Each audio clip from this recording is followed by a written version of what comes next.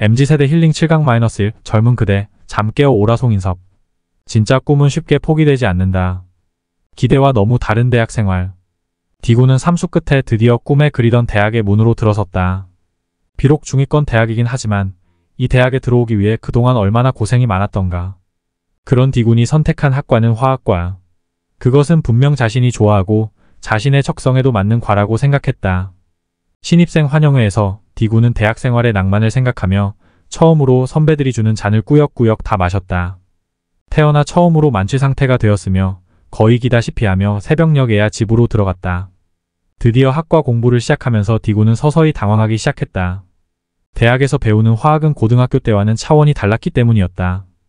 기본적으로 수학과 물리의 지식이 필요했는데 자신은 수학과 물리에는 그리 관심이 있는 편이 아니었다. 관심도 없는 공부를 하다 보니 디구는 점점 회의감을 느끼기 시작했다. 게다가 자신이 관심 갖고 있었던 화학마저 내용의 수준이 어마어마했다. 이건 자신이 궁금해하던 것을 알아가는 공부가 아니라 그저 어려운 내용을 달달 외워야 하는 공부였다. 수준만 달라졌을 뿐 고등학교 때의 공부와 크게 달라 보이지 않았다. 강의 시간에 자신이 궁금해하는 부분을 질문하려 해도 도통 질문하는 분위기가 아니어서 이런 분위기에서 질문했다간 왕따를 당할 것만 같았다. 이제 디구는 자신이 왜 이곳에 앉아 있어야 하는지 이해할 수 없는 지경에 이르렀다. 당장 과를 바꾸고 싶은 마음도 들었다. 하지만 어떻게 들어온 대학인가. 디구는 다시 자신의 마음을 가다듬고 자신이 정말로 화학을 좋아했는지 자문해 보았다. 분명 고등학교에서 배운 화학은 재미있었다. 하지만 지금 대학에서 배우는 화학은 전혀 재미가 없다. 그렇다면 내가 정말로 좋아했던 것은 무엇일까? 디구는 자신이 어릴 적 소설을 좋아했었다는 기억을 떠올렸다. 얼마나 좋아했으면 도서관 끝날 때까지 소설을 읽으며 앉아있을 정도이지 않았는가. 하지만 고등학교로 진학하고 입시 준비에 시달리는 동안 소설에 대한 꿈은 기억 저편으로 사라져버렸다. 다음으로 디구는 생물 과목을 좋아했던 기억을 떠올렸다. 생명의 신비가 그토록 신기하게 여겨졌기 때문이었다. 사실 이번 대학의 학과를 선택할 때도 화학과와 생물학과를 놓고 저울질할 정도로 생물에도 관심이 많았었다. 이후로 디구는 자신이 과선택을 잘못했다는 생각에 사로잡힌 채 도저히 수업에 집중하지 못했으며 결국 필수 과목 시험을 모두 망치고 말았다. 이제 디구는 더 이상 이 학교에 다닐 마음이 생기지 않았으며 차라리 다시 시험을 봐서 원하는 과로 옮겨야 한다는 생각에 사로잡히게 되었다. MZ세대 힐링 7강-2 젊은 그대 잠 깨어 오라 김택진. 진짜 꿈은 쉽게 포기되지 않는다. 스스로 만든 대학 생활. 그는 매일 전공 수업에 들어가지 않고 컴퓨터 동아리 방으로 직행했다. 그는 서울대 전자공학과를 다니고 있었는데 그가 수업에 들어가지 않은 이유는 수업이 도통 재미없었기 때문이었다. 때는 1980년대 중반으로 우리나라에 컴퓨터가 채 도입되기도 전이어서 비록 최고 대학의 전자공학과라 하지만 수업의 질은 아직 초보 수준에 불과한 상태였다. 그 수업만으로는 갈증이 해소되지 않았기에 그는 매일 컴퓨터 동아리 방에 문을 두들겼던 것이다. 컴퓨터 동아리 방은 당시로서는 최신형의 컴퓨터가 있는 데다 비록 스승은 없어도 스스로 컴퓨터에 대해 마음껏 연구할 수 있는 자유공간이기도 했다. 이곳에서 그는 자신의 꿈을 키워나갔다. 그가 주로 구하던 것은 컴퓨터 프로그래밍. 그는 당시 황무지에 불과했던 우리나라 컴퓨터 프로그램 시장에 발자취를 남기고 싶은 꿈을 꾸고 있었다. 당시 서울대 컴퓨터 동아리 방에는 그와 비슷한 꿈을 꾸고 있던 많은 인재들이 들락거리고 있었다. 그 중에 이찬진도 있었고 이혜진, 김정주도 있었다. 아이들은 모두 훗날 대한민국 IT 업계의 대부들이 된다. 그는 이들과 함께 때로는 밤을 새며 프로그래밍 공부를 하였다. 그는 이 중에서도 누구보다 뛰어난 프로그래밍 실력을 갖고 있었다. 선배인 이찬진이 한글과 컴퓨터사를 설립할 때 바로 그 한글 워드 프로세서를 프로그래밍한 사람이 그일 정도였다. 이후 그는 게임 프로그래밍에 관심을 가졌다. 당시 우리나라에서 게임이라 하면 오락실이란 곳에 있는 갤러그, 너구리 게임 등이 전부인 시절이었다. 컴퓨터 게임으로는 변변한 게 없던 그런 시절이기도 했다. 컴퓨터 자체가 귀했으니 어쩌면 이는 당연한 일이기도 했다. 학교를 졸업하면서 게임 개발에 대한 그의 꿈은 더욱 연그러갔다. 그렇게 그는 자신의 첫 작품이자 세계 최초의 롤플레잉 게임이라 할 수 있는 리니지를 세상에 내놓았고 마침 PC방 열풍이 불면서 리니지는 커다란 성공을 맛보았다. 이후 그는 리니지, 아이온 등의 게임마저 히트시키면서 대한민국 게임업계의 대부로 우뚝 선다. 비록 한때이긴 하지만 2011년 대한민국 주식가부 개인 순위에서 우리나라 탑 10에 들 정도로 억만장자 반열에 들기도 하였다. 그때 1위가 삼성의 이건희 회장임을 감안하면 이것은 일대 사건이라 하지 않을 수 없는 일이었다. 당시 그의 나이가 불과 40대 중반에 불과하던 때였기 때문이다. 그는 자신의 꿈을 이루자 이제 자신의 어릴 적 꿈을 생각하게 되었다. 자신의 어릴 적 꿈은 바로 프로야구 선수가 되는 것이었다. 실제 그는 한때 야구 선수 생활을 하기도 했었다. 하지만 자라면서 집안 사정으로 그만두게 되었고 또 다른 꿈이었던 컴퓨터에 매진하여 오늘의 성공을 이뤄냈던 것이다. 이제 그는 자신이 이룩한 성공으로 프로야구단을 창단하겠다는 선포를 하기에 이른다. 그렇게 하여 탄생한 것이 지금의 프로야구단 NC 다이노스이다. 7강-3 젊은 그대 잠 깨어 오라. 진짜 꿈은 쉽게 포기되지 않는다. 잠자고 있는 꿈을 깨워라. 1회 이야기에 등장하는 D군의 경우는 사실 우리 주변에서 어렵지 않게 볼 수 있는 일이기도 할 것이다. 중고등학생일 때부터 자신의 척성을 알고 거기에 맞게 대학의 과를 선택하는 학생이 과연 얼마나 될까? 안타까운 것은 D군이 이미 삼수생이라는 것과 다시 새로운 도전을 하기에는 나이 등의 여러 가지 제약이 따른다는 데 있다. 물론 D군이 이런 제약을 이겨내고 다시 도전하여 자신이 원하는 성공을 이뤄낼지는 미지수이지만 일단 현재까지의 D군을 살펴보면 몇 가지 문제점을 발견할 수 있게 된다. 우선 자신이 잘하는 척성이 정확히 무엇인지 파악하지 못한 점을 들 수 있을 것이다. 어찌 보면 D군도 화학에 관심이 있어 화학과를 지원한 것이므로 자신의 척성에 맞게 들어온 것이 아니냐고 반문할 수도 있겠으나 이를 좀 더 깊이 살펴보면 그렇지 않음을 발견할 수 있다. 이것은 에피소드에 등장하는 그의 경우와 비교해보면 금방 이해할 수 있는 대목이기도 하다. 에피소드에 등장하는 그는 바로 NC소프트를 창업한 김택진 대표이다. 김택진 대표 역시 컴퓨터를 원해 전자공학과에 왔으나 학교 수업이 마음에 들지 않았다. 이때 김택진 대표가 취한 태도가 어땠는가? D군처럼 이게 내 적성이 아닌가 하는 의문을 가졌는가? 도리어 김택진 대표는 수업을 듣는 대신 스스로 공부하는 태도를 취했다. 이것은 그 일이 내 적성에 맞는가, 맞지 않는가를 결정하는 매우 중요한 대목이다. 진짜 꿈은 헷갈리지 않는다. 감히 말할 수 있는 것은 지금 D군이 화학이 자신의 척성인지 아닌지 헷갈려하고 있다면 그것은 D군의 척성이 아닐 확률이 훨씬 높다는 사실이다. 화학이 정말로 자신이 잘할 수 있는 척성이라면 비록 난관에 부딪히더라도 쉽게 포기하지 못하는 법이다. 적성은 곧 꿈이고 자신이 가장 잘할 수 있는 능력이기 때문이다. 꿈은 쉽게 포기할 수 있는 성질의 것이 아니다. 정말 그게 자기 꿈이 맞다면 그 꿈을 이루는 과정에서 혹시 장애물이 생기더라도 포기할 생각보다 어떻게 하면 저 장애물을 넘을 수 있을까 하는 생각을 먼저 하게 된다. 이게 꿈과 적성의 본질이기 때문이다. 김택진 대표의 경우 컴퓨터 프로그래밍이 자신의 적성이자 꿈이었기에 비록 장애물이 생겼어도 스스로 연구하고 공부하며 그 장애물을 뛰어넘을 수 있었던 것이다. 이 원리를 이용하면 이제 자신이 생각하고 있는 꿈이다. 적성이 정말 자기 것이 맞는지 아닌지 판가름할 수 있게 된다. 즉, 그 꿈이 분명 자신의 것이 맞다면 혹 그 꿈을 가로막는 장애물이 생기더라도 쉽게 포기하지 않는다. 하지만 그 꿈이 자신의 꿈이 아니라면 그 꿈을 가로막는 장애물이 생길 때 쉽게 포기하게 된다. 이것이 진짜 꿈과 가짜 꿈의 차이이다. 그렇다면 D군이 화학을 좋아했던 것이 적성이 아니라면 도대체 무엇이었을까? 사람은 누구나 좋아하는 것과 싫어하는 게 있게 마련이다.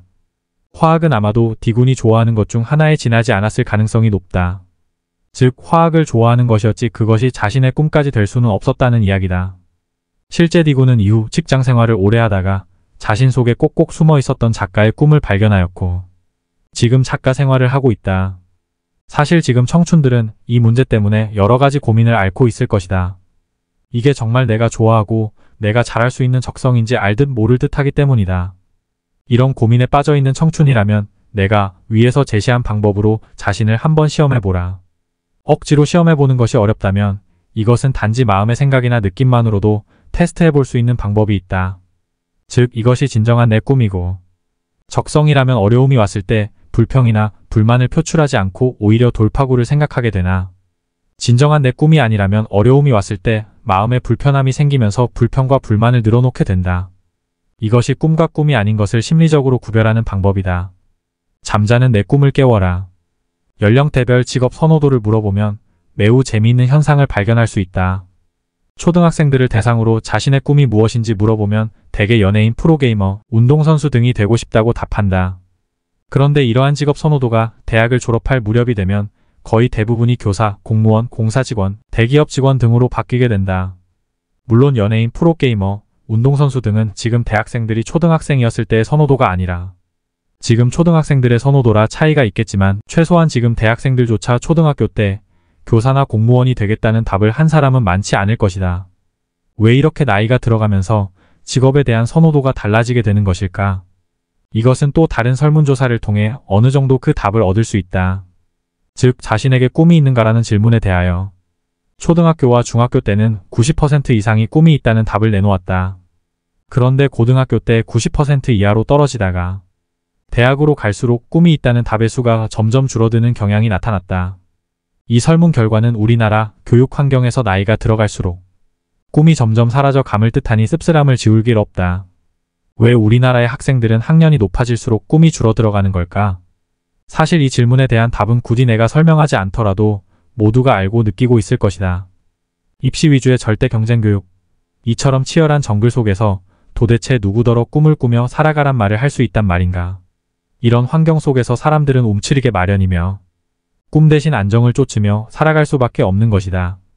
안타까운 현실이지만 그러나 청춘이라면 이러한 현실의 노예가 되어서는 안 된다. 왜냐하면 청춘에게는 현실에 도전할 수 있는 펄펄 끓는 열정과 패기가 있기 때문이다. 내가 청춘에게 이런 주장을 하는 이유는 내 꿈, 내 적성을 살리는 진로를 선택해야만 비로소 나에게도 빛이 비춰질 수 있기 때문이다. 무슨 말이냐 하면 나의 꿈과 적성을 살리는 진로를 선택해야 비로소 행복해질 수 있을 뿐만 아니라 내 능력까지 키워 밥벌이도 충분히 할 수 있다는 이야기다. 도대체 어떤 원리로 이런 일이 이루어질까? 당장 당신이 보고 있는 책 하나를 놓고 생각해보자. 이 책도 누군가가 만들었기에 지금 내 손에 와 있을 것이다. 그렇다면 이 책을 만드는 일을 한다고 했을 때 자기 적성에 맞아서 이 책을 만든 사람과 그렇지 못한 사람 중 누구의 책의 질이 우수할까? 말할 것도 없이 적성에 맞는 사람이 만든 책의 퀄리티가 우수할 것이다. 이처럼 적성에 맞는 일을 하면 그렇지 않은 사람보다 더 우수한 품질의 제품을 만들어낼 수 있다. 나아가 적성에 맞는 일은 계속적인 발전을 가져다 준다. 왜냐하면 자신의 관심 분야이기에 더욱 더 연구를 하게 되기 때문이다. 이렇게 적성의 능력까지 갖춘 사람들이 만들어내는 제품은 우수성을 인정받을 수밖에 없으며 따라서 훨씬 더 나은 이익을 창출할 수 있다. 이것이 적성, 즉 꿈에 맞는 일을 해야 하는 가장 중요한 이유다. 꿈에 맞는 진로의 선택은 개인의 삶을 행복하게 할 뿐만 아니라 부유하게도 만드는 요술단지이다. 이제 자신의 적성에 맞는 일을 하는 것이 얼마나 중요한지 알게 되었는가?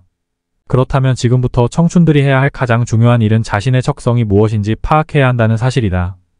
당장 생각나지 않는다면 조금 전의 과거로 다시 더 지난 과거로 돌아가는 연상법으로 자신의 꿈을 파악해보라. 앞의 설문조사에서 중학교 때까지 90% 이상이 꿈이 있다고 답한 것을 생각해보면 여러분도 분명 꿈이 있었으며 그 꿈에 맞는 적성도 있었을 것이다. 지금 그 꿈은 사라져 없어져 버린 것이 아니라 그저 여러분 속에서 깊은 잠에 빠져 있을 뿐이다. 그 잠자는 꿈을 이제는 깨워야 한다. 청춘의 시기에 깨우지 않으면 더 늦은 나이에 깊은 후회를 하게 될지도 모른다. 그러니 어서 자신 속에서 잠자고 있는 꿈을 깨워보라. 그 꿈은 기쁨으로 여러분을 받아들일 것이다. 노교수의 진심 NOT 1. 가짜 적성의 실체.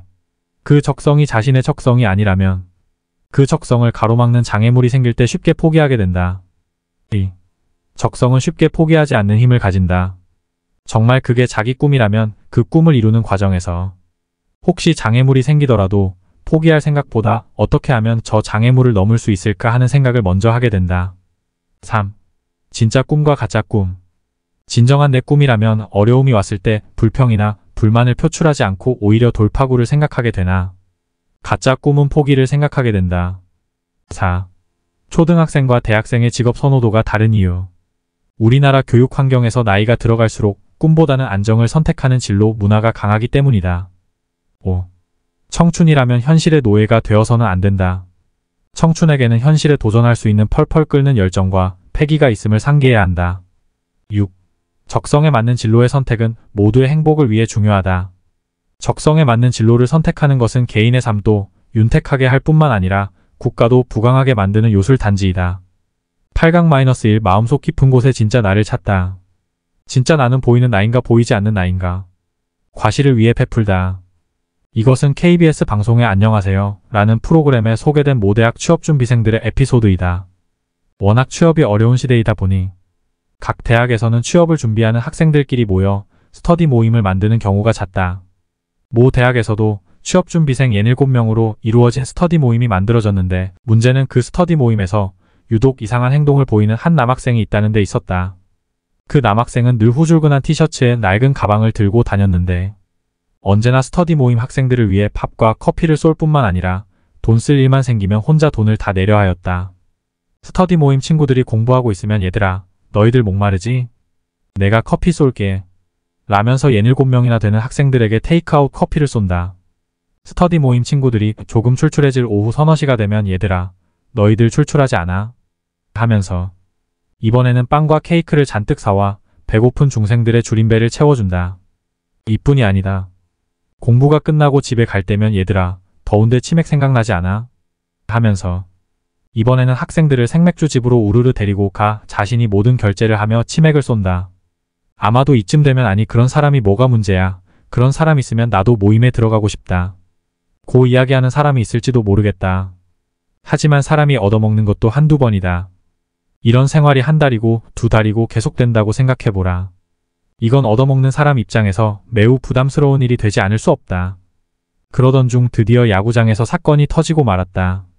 스터디 모임 친구들끼리 야구장을 가게 되었는데 야구장 매표소에서 만나기로 한 남학생의 손에 야구장 입장권 5장, 치킨 2마리, 맥주캔 10개, 담요 2장까지 들려 있었다. 이 정도면 거의 취업준비생에게는 부담될 만한 비용이 든 것임에 틀림없었다. 이에 부담을 느낀 친구들은 이 남학생에게 돈이 너무 많이 들었겠다. 우리 돈 모아서 줄 테니까 받아. 라고 말했다. 그러자 이 남학생은 됐어. 이건 내가 쏴. 라며 단호히 거절했다. 이에 다시 친구들이 돈을 모아주겠다 하자. 이 남학생은 버럭 화까지 내면서 됐어. 됐다니까. 라며 언성을 높였다. 친구들은 도저히 이대로는 안 되겠다 싶어 그 남학생의 생일에 자신들이 쏘기로 결정하였다.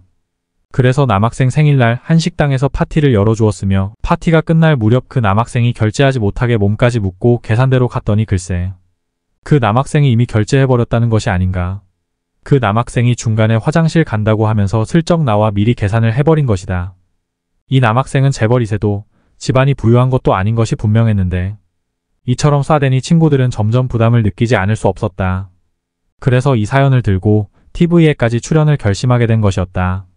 이 남학생은 도대체 왜 이런 행동을 한 것이었을까? 그리고 이처럼 쏴대면서 한 달에 쓰는 돈은 얼마나 됐을까? 이 남학생의 입을 통해 밝혀진 한 달 평균 지출 액수는 200만 원. 그는 이 돈을 충당하기 위해 자그마치 8개의 과외를 뛴다고 고백했다. 때로는 수입이 지출을 감당하지 못해 카드 빚을 질 때도 많았다는 고백까지 했다. 도대체 이 남학생은 왜 빚까지 지면서 자꾸 친구들에게 베풀기만 했던 걸까?